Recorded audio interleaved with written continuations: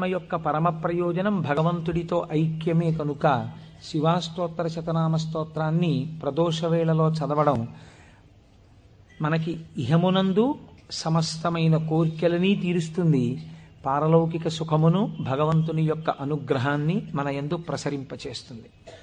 నిన్నటి రోజున శివనామం గురించి మీతో కొంత నేను ప్రస్తావన చేసి ఉన్నాను. శివో మహేశ్వర అని పిలుస్తారు.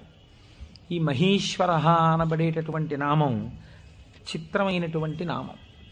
మనకి మంత్రపుష్పం చెప్పినప్పుడు ఒక మాట చెప్తుంటాం, ఈశాన సర్వ విద్యానాం ఈశ్వర సర్వభూతానాం బ్రహ్మాధిపతిర్బ్రహ్మణోధిపతిర్బ్రహ్మ శివో మే అస్తు సదాశివోం అని.